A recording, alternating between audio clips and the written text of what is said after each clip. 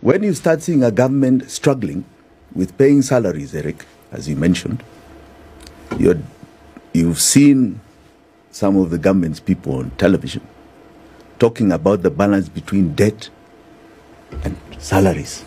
What are the priorities? We are teetering on what is called debt default.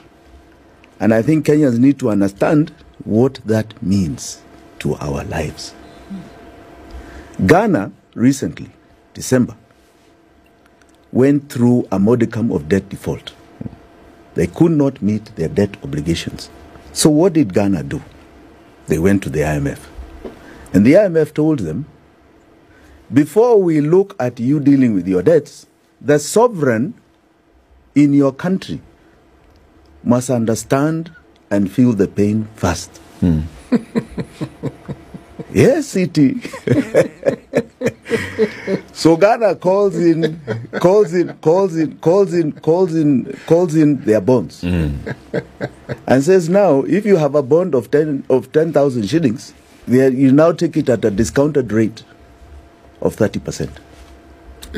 So it shaves off people who had lent it domestically. Yes, basically it shaves off 3,000 shillings and says 7,000 is yours. Now this 3,000, come back for it in 3 years. The next 3 years is 0% interest, but in 3 years you come, we'll give you 3%. But it didn't stop there.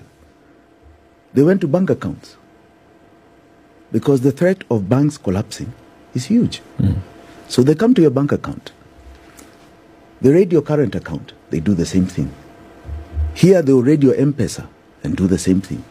What is raiding and doing the same thing? What does that mean? It means that if you have a deposit in your M-Pesa of 10,000 shillings, they will take 30%.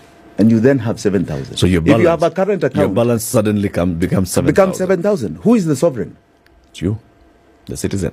How do you starve off a bank collapse? You detain the cash. You detain the cash. And that is coming to this country.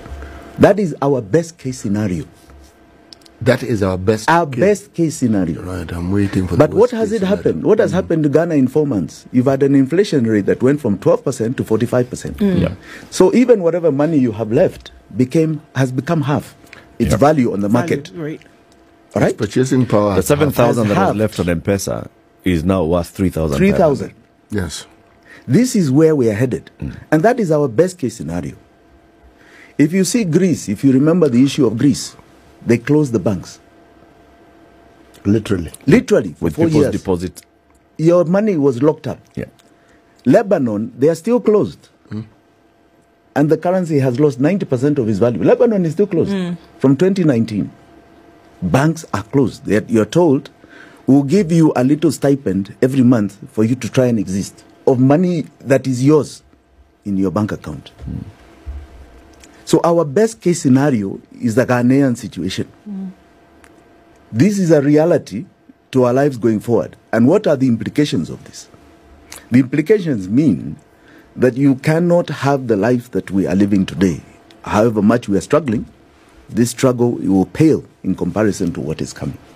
What does it mean in terms of jobs, confidence, salaries, and so on and so forth? This is where we are headed. And this is what we were trying to articulate last year when we did this audit. This audit was an analysis of our debt and the fact that it is going to choke us. Next year's repayments in the next financial year are also 1.4 trillion. Where is this revenue coming from? The following year, our repayments are 1.6 trillion. They keep increasing. I've seen some people say we have 2 years to recover the economy. We will not recover. As long as that burden is on us, there's nothing called recovery here. Because what are we going to do to commensurately produce the income to